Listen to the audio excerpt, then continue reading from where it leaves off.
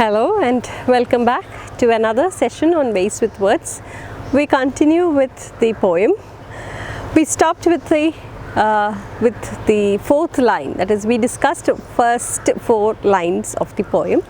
Let's have a quick recap. So the old house or the roadside stand, where does it stand? Where is it put up? It is put up in next to that old house, and it stands at the edge of the highway, and this is put up by a small time farmer. From the words like little old house, we understand that the farmer is not a very rich man but a very poor, simple man, and he has his intention of putting up a roadside stand would be to earn an extra income, so that would help them to live a better life. Their profession is farming, but this it is with a thought of having an additional income that he has put out this roadside stand. And in the stand perhaps he has several vegetables and fruits that were grown in his field. Apart from what he has sold in the market, he must have put up this roadside stand to sell this, so that he will not, or he will get a little more of money, so that would support him or that would help him live a better life.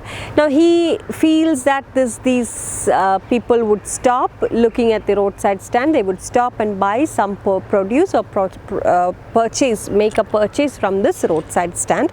Unfortunately, they do not stop. And Frost makes a comparison, a contrast. He sharply compares and contrasts the roadside stand, which looks very pathetic, which looks very crude in comparison to what? In comparison to the fanciful cars, the luxurious cars that are heading past the city. So the poet through the also makes it a point, or Frost tells us very clearly, tells us that here they are not out for charity, they are not asking for money or free money, they are not asking, or they are not begging or asking for a charity. All that they are doing is to sell, all that they want is to sell these products, these vegetables and fruits that they have cultivated, and thereby earn money through their hard work. So they are not asking for any charity, and that you understand from the word a dole of bread. It is not for, it would not be fair to say for a dole of bread. I also told you what dole is. Dole means a grant that is given by the government to help the unemployed, or to the unemployed people during the Great Depression and all. So that itself, that from that word we understand that Frost is telling us that the farmers are not asking for charity. So a dole of bread here stands for charity. They are not begging, or they are not asking for charity, rather they are working hard and they want to be appreciated for their hard work, and thereby want to sell their products and earn a better means of livelihood, or a better life. They would like to live a better life by earning some money. And the poet also urges the city dwellers to, or the rich people, to be more sympathetic towards the poor. So that's where we stopped. Now let's continue the next few lines. But for some of the money, the cash whose flow supports the flowers of cities from sinking and withering faint, the polished traffic passed with a mind ahead, or if ever aside a moment, then out of sorts at having the landscape marred with artless paint of signs that with N turned wrong and S turned wrong, offered for sale wild berries in wooden quarts, or crook-necked golden squash with silver warts, or beauty rests in a beautiful mountain scene. You have the money, but if you want to be mean, why keep your money this crossly and go along? So that's almost a continuation. We can't stop anywhere. So it's a continuation, and these are also examples for enjambment. And you will find that the frost here refers to the flower of city. Here, look at the word. But for some of the money, the cash whose flow supports the flower of cities from sinking and withering fame. What do you mean by flower of cities? What is this flower of city? Flower of city is a reference to the product of industrial process, which is money. Industries. The industrial process. Where do you find these industrial process or industries? In the city. And industrial process and industries you will find in cities, you will find, and that is profitable. So there is again a contrast with the two professions, two sectors, the agricultural sector and the industrial sector. The agricultural sector is not lucrative, it is not productive. Whereas the industrial sector is a very profitable business, and you will find industries set up in cities and towns. And here there is also another reference to the cities, that is, see, every one of us pay our tax, right? So, but where does it go?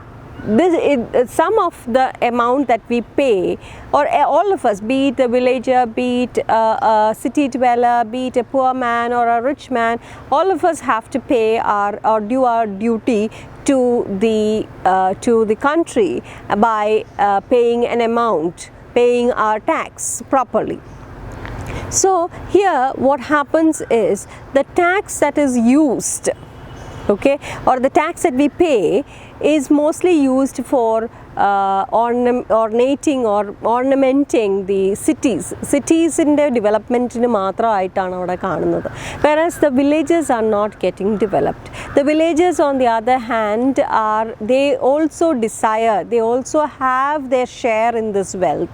But nothing is happening to the villages. There is no development happening in the villages. All they are asking is for a good school or a good hospital, life-saving hospitals. They are not asking for super specialty hospitals or international schools. Rather, they are asking only for those basic amenities that would support or that would help the villagers to live a better life. But that does not happen. And all these cash, where does it go? All this cash goes to the towns or the cities, and thereby the cities grow, the towns grow. There lots of you have roundabouts, you have water fountains and parks and so many things. The city is developing. You have super specialty hospitals, you have big schools and industries. So the cities are developing, but the development is not happening to the village. So that's what the poet is arguing, or he's speaking using the word flower of cities. The flower of cities is a product of the industrial process, which is money, and Frost claims that it is this flower of the city, that is money, or the wealth which it produces, that is able to sustain the city and keep it from sinking. So it is because the cities are able to produce, or there is a lot of money rolling, or that there is a lot of money flowing into the city, and that alone is the reason why cities are developing. They are not sinking. They are not sinking faint. That's what he says. From that, the flower of cities from sinking and withering faint. Withering, പൂക്കളാണ് wither ചെയ്ത് പോവുക, പൂക്കൾ പൊഴിഞ്ഞു പോവുകയാണ് ചെയ്യുന്നത്. അപ്പോൾ ഇവിടെ പൂവിൻ്റെ ഒരു he has used the image of a flower. He has picked a beautiful image from nature, a metaphor here, and he has used the flower to explain this process of money. So it is this money, because of this beautiful flower that has bloomed. The flower blooms. In order for a flower to bloom well, you need sun, you need water, and you need all the good soil. nutrients for a flower or a plant to produce flowers and become and stand healthy and strong. Whereas if you if it is denied the sunlight and if it is denied all these nutrients, then it doesn't grow, it withers away. Right? So likewise, he uses this image from nature to tell how the cities grow because of the flower of because of wealth. And the flower of cities, the wealth is the flower of cities. Flower of city എന്ന് പറയുന്ന wealth ആണ്, പണമാണ്. Industrial process inde it is the product of industrial process, which is money. Okay, so Frost, how beautifully he has used this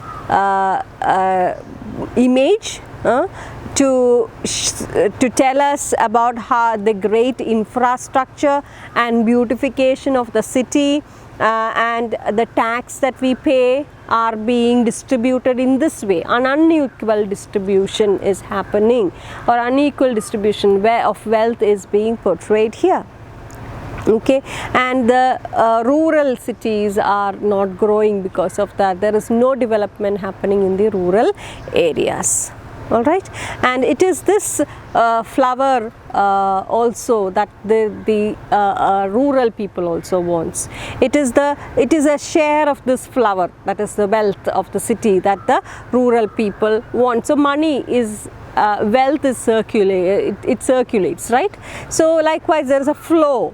So the flow of the money is again what the rural people also want. So they also want a share of it. But Frost makes a deliberate point of saying that they are not looking merely for handouts. They are not looking for just a piece of pie. They also want an equal share. So here Frost is speaking about the equal, or he's trying to state the equal distribution of wealth. So he says they don't want just a share or a handout of it alone, or a pie, just a piece of pie. They are also working hard. They are also paying their taxes duly, and therefore they also want a proper share of it. Okay, so here in the fifth and the sixth stanza is about the unequal distribution of wealth that is pointed out very beautifully by Robert Frost, using the image of a flower, the flower of the city. Flower of the city is the industrial process, the product of the industrial process, and that is money. Money which is circulating, and money which keeps the cities, decorates the cities. The infrastructure is the development of the infrastructure, and all that is explained beautifully by Frost here. He also tells us that it is this flower that the villagers also want a share of. Okay, and then we come to the next line. The polished traffic passed with a mind ahead at having, or if ever aside a moment, then out of sorts, at having the landscape marred with the artless paint. So here let me introduce you to another poetic device, and that is polished traffic. Now, what is polished traffic? Polished traffic, the figure of speech that is used here is transferred epithet. What is transferred epithet? Now, what is this epithet? Epithet is actually a kind of adjective. It is a modifier. Okay, so a transferred epithet, this has been used as for English students. You will be studying that in detail when you come to the second year, that is the third semester, or in the fourth semester, that is the fourth semester to be precise. You will be studying about it in detail. The transferred epithets, which which were used by the classical or the neoclassicists. It was during the Augustan period, that is, that they used a lot of this, the 18th century, that is, that they used this transferred epithet a lot. Now, transferred epithet again can be found in the classical writers of the past, the Greek or Roman period, where they used a lot of transferred epithets. Now, that the 18th century poets, they copied these classical writers and they used that in their poetry. So, transferred epithet is actually a style of writing where the modifier, that is an adjective, it qualifies the noun and not the subject that they are speaking about. It is not the subject that is speaking about, it is only qualifying the noun. Like, for instance, I shall give you an example. Instead of telling you this, you won't be able to understand, grasp it clearly, because this is an adjective. This is an adjective, describing word. Describing a noun, describing a subject, describing. Again, subject is noun, but subject is describing and noun describing. For example, before we move on to polished traffic, let me give you a few examples. For instance, I had a wonderful day. Okay, I had a wonderful day. The subject is me. Okay, transferred epithet wonderful day. Look at the word wonderful day. Wonderful day is transferred epithet. The day itself is not wonderful. The day, how can the day be itself wonderful? The day is not in itself wonderful. The speaker, that is me, the subject, I had a wonderful day. Because I had a wonderful day, all good things happened to me, then that day becomes wonderful. So here the epithet is wonderful. Epithet is adjective, a modifier, a kind of adjective. Okay, and this is describing what? Describing the actual or the kind of day that I had or I experienced. So, my day was wonderful. Wonderful day. Another example would be cruel bars. Bars, B-A-R-S, cruel bars. Arigal. Police station, prison. Cruel bars. How can bars be cruel? Bars cannot be cruel, right? They are inanimate objects, non-living things. How can they be cruel? But here we are merely trying to state that the person's cruel intentions. Prison has cruel intentions. So the cruel, somebody is put behind bars. A criminal is put behind bars, or an innocent person is put behind bars, or no, you don't even need a bar, you may be locked inside a house by somebody, and the intention of that particular person would be cruel, and therefore that cruel nature passes to that bar, and therefore it speaks about the cruel intentions of the particular subject, and it is not the bars that are cruel. Another example is sleepless nights. Nights can be sleepless. How can nights be sleepless? We all sleep at night, but how can night be sleepless? Right? So it is the person experiencing a night that may be very disturbing to him, that he cannot sleep, and therefore that is called disturbing night. That is why he has this sleepless night. Okay, so sleepless night, and the word sleepless, look at the word sleepless, that is transferred to what? Transferred to the next thing, that is the noun, night. അതേപോലെ തന്നെ cruel bars. Cruel എന്ന് പറയുന്ന വാക്ക് അല്ലെങ്കിൽ adjective, modifier, description എങ്ങോട്ടാണ് passed on ആയിട്ടുള്ളത്? ബാർസിലോട്ടാണ് passed on ആയിട്ടുള്ളത്. I had a wonderful day. Wonderful എന്ന് പറയുന്ന description, epithet, അല്ലാന്നുണ്ടെങ്കിൽ adjective, modifier എങ്ങോട്ടാണ് പാസ് ചെയ്തിട്ടുള്ളത്? ഡേയിലോട്ടാണ് പാസ് ചെയ്തിട്ടുള്ളത്. Whereas the subject is not the day. The subject is me, I, the speaker. Right? It is not passed on to me, but rather it is passed on to the next noun, the noun that is next to that description, day. wonderful day. Likewise here also, if you look at polished traffic, polished, the word polished is passed on to traffic. Polished means what? Polished means very shiny, very rich, shiny kind of things are polished, right? Expensive things are very polished, shiny things. So here polished traffic, shiny traffic, shining. So it is a reference to the great or the fanciful cars or the dandy cars, like perhaps in your ഇതിപ്പോൾ 1920s ആണ്, പക്ഷേ ആ സമയത്ത് വേണമെങ്കിൽ പറയാം Mercedes benzo അങ്ങനത്തെയൊക്കെ കാറുകളായിരിക്കാം. I don't know. Anyway, in your time it would be Audi or BMW or whatever, Ferrari or whatever. Okay, all those kind of cars are referred to as the polished cars. So the polished cars, transferred epithet endana? Epithet is transferred, the description is transferred to what? The noun, but not the one who we are speaking about. The subject is not spoken here. So who is the subject here? Polished traffic le subject aarana? City dwellers aanu. One who is rich, one who is famous, one who is rich or city le tamasikkunna the haves and not the have-nots, not the poor people. They are the rich people, the wealthy class. So that is the subject, but the epithet is not transferred to whom?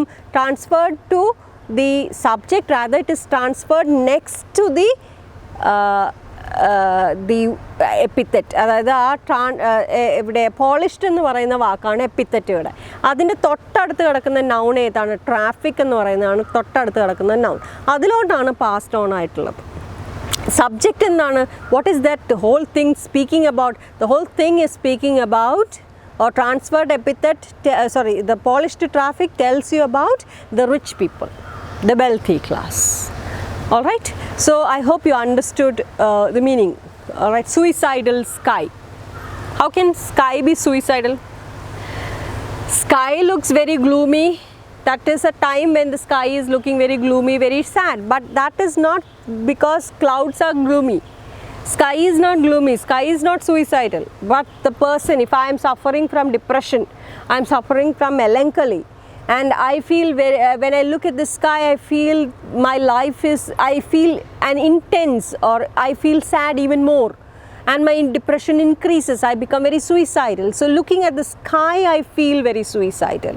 But it's not that the sky is suicidal. So the transferred epithet is not transferred, the epithet is not transferred to the subject but to another noun.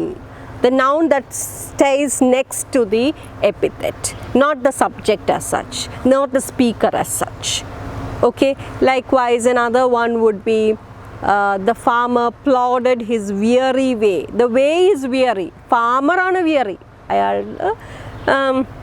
പാടത്ത് പണിയെടുത്തു, വീട്ടിലേക്ക് പോവാണ്, കാലുകളൊക്കെ വയ്യ, വേദന എടുക്കുന്നു. പാടത്ത് പണിയെടുത്ത് കൊയ്തു എല്ലാം പണിതൊക്കെ കഴിഞ്ഞു, വീട്ടിലേക്ക് പോകുമ്പോഴത്തേക്ക് കാല് വേദന എടുക്കണം. സോ ഫാമർ ഇസ് പ്ലോഡിങ് നടക്കാൻ വയ്യ, ഇങ്ങനെ വേദന കൊണ്ട് ആൾക്ക് വളരെ മെല്ലെയാണ് നടക്കുന്നത്. So he's plodding the weary way. The way is weary. Weary means tired way. So epithet is transferred from the farmer. It's not speaking about the subject, but instead it is speaking that this whole description is passed on to another noun. The way is being weary. Veyneyanu the way, nadakkunna vazhi. Ada becomes tired, it becomes weary. But what is it intending? What is the intention here? The intention of the poet is to tell you that the farmer is feeling very tired. Okay, likewise suicidal sky. The intention here is to tell you that the person who is feeling or is depressed, he is feeling suicidal, and looking at the grey skies, he looks it intensifies his depression. Cruel bars. The intention of cruelty, that person's cruelty, is what is spoken about or in the cruel bars. Likewise, I had a wonderful day. Wonderful day. If you look at the word wonderful day, the happiness that the speaker had is what is being spoken about. So there is the epithet is transferred not to the speaker but to the noun that stays next to that particular epithet. Clear? So here The polished traffic is a reference to what? The polished traffic is a reference to the sophistication of the city dwellers, the rich wealthy class. Now how do they pass? The polished traffic passed with a mind ahead. They have a mind ahead. The people who are in these rich luxurious cars, they are thinking about a lot of things. They are preoccupied, they are fully occupied with the thought of making more money. So the rich people, they are either the ones who are working in industries or the rich business class, business magnates, doctors or engineers, those who are making a lot of profit, those who are making a lot of money. So they will always be preoccupied with this thing in mind. And what is that? They want to make more money, and therefore they are not ready to look at nature. They are not bothered to look at nature. They are just heading past the city with this thing in mind. And what is that? Make more money. So this sophisticated, complex attitude of these city dwellers are very clearly portrayed by the poet through the word polished traffic. The polished traffic passes with a mind ahead. They are preoccupied. They are having a lot of other things in their mind, and they are moving ahead, and therefore they don't have time to look at this roadside stand or even to look at the sceneries, the beautiful landscapes of the village area. Villages ആ ഗ്രാമത്തിൽ കൂടെ പോകുമ്പോഴത്തേക്കും അതിൽ പ്രകൃതിയുടെ ഭംഗിയൊന്നും ആസ്വദിക്കാൻ അവർക്ക് നേരമില്ല. They are just thinking about making more money. Okay. And or if ever aside a moment, then out of sorts at having the landscape marred with the artless paint of signs that with N turned wrong or S turned wrong. So here he says these, if at all these people stop for a moment, they would only stop to speak or to scold these villages. ഈ village സൈഡിൽ നമ്മുടെ ട്രാഫിക്കിൽ നമ്മുടെ സിറ്റിയിലൊക്കെ കാണുന്ന പോലെ ആ green board, you don't have that green board, unlike the green board which tells U all the directions, all the kilometers, those green boards that are put up. Unlike that, here in the village areas, you won't find those green boards.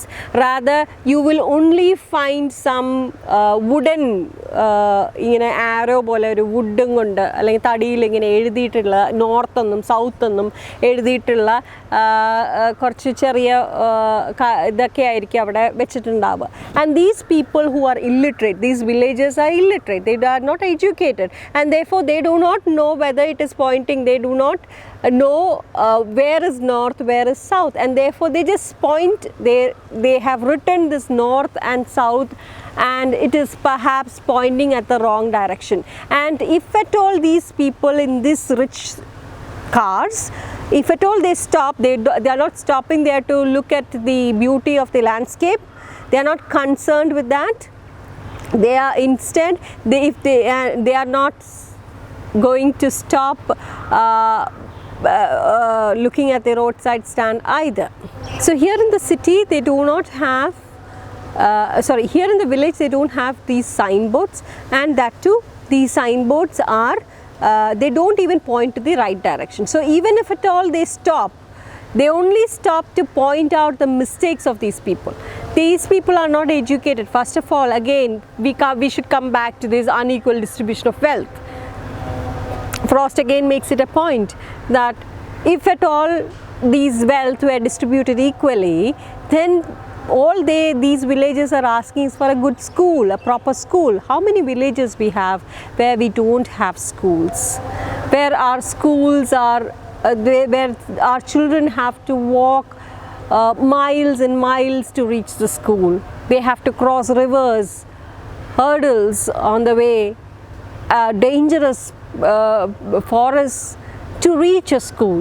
So if it should be an eye-opener, I feel this poem should be an eye-opener, and there should be equal distribution of wealth, at least the basic amenities at least. So if there were schools, if they had good schools where they were educated, then our villages, poor villages, would not be writing or pointing the signs to the wrong direction. It's not their fault that they do it. They are illiterate, simple village folks.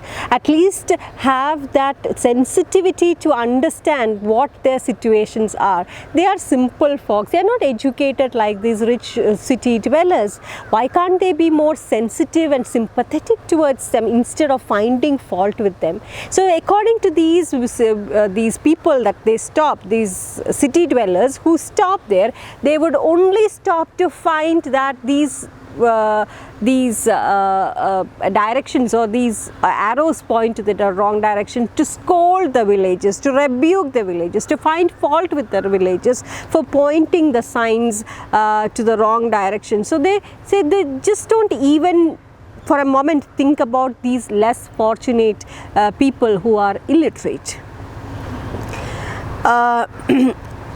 Offered for sale wild berries in wooden quoits, or crook-necked golden squash with silver warts, or beauty rest in a beautiful mountain scene.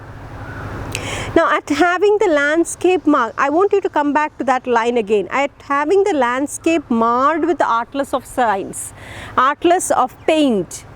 So another important factor that before we move on to the next few lines, I forgot to tell you that also. This wooden plank കൊണ്ട് അവർ ഇങ്ങനെ N എന്നും S എന്നും വെറും പെയിൻറ്റും കൊണ്ടാണ് എഴുതിയിരിക്കുന്നത്. S എന്നും north എന്നും S south എന്നും ഇങ്ങനെ വെറും പെയിൻറ്റും കൊണ്ട് എന്തോ ക്രൂഡായിട്ടാണ് എഴുതിയിരിക്കുന്നത്, ഭംഗിയൊന്നുമില്ല. അപ്പോൾ these people, they first of all are passing with a lot of things in their minds. They don't have the time to even value the beauty of nature, the rustic beauty, to appreciate the rustic beauty of nature. And if at all they stop, അവരെ നിർത്തുകയാണെങ്കിൽ തന്നെ it is only when they have found that the north and the south is pointing to the wrong direction, and they stop to find fault, saying that these artless paints, that is how they say, artless of paint എന്നാണ് പറയുന്നത്. artless paint means crude ആയിട്ട് ഒരു ഭംഗിയില്ലാതെ വരച്ച് കുത്തി വരച്ച് വെച്ചിരിക്കുന്ന ഈ arrows, and that too not pointing to the right direction. They only mar the beauty. What is mar? Obstruct, destroy the beauty of what? Beauty of this countryside, it seems. How?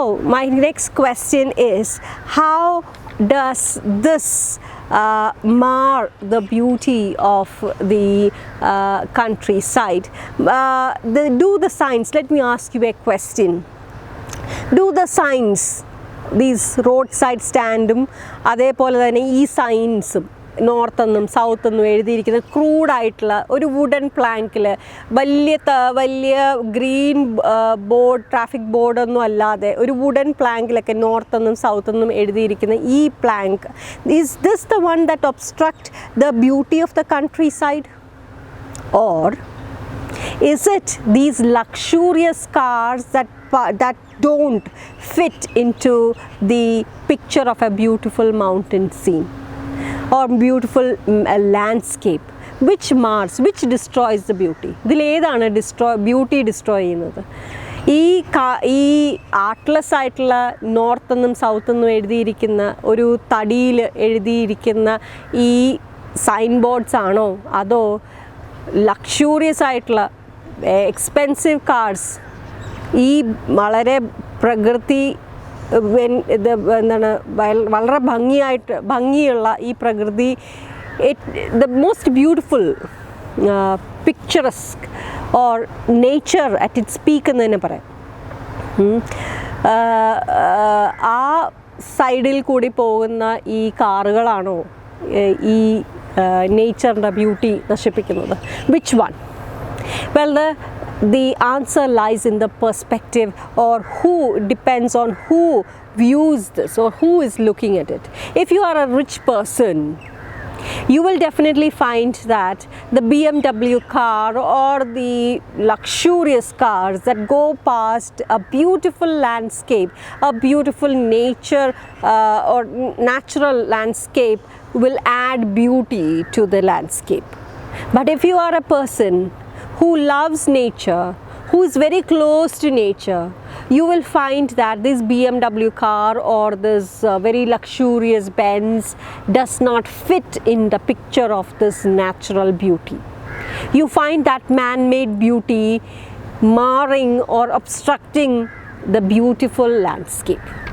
So it is again depending on your perspective. Who is looking at it? How we look at it? Our attitude towards life. Do we favor the rich, luxurious living, or do we favor the life that is close to nature? So let's stop here. We will continue in the next class with the next few lines. We shall continue in the next class. So thank you and keep safe.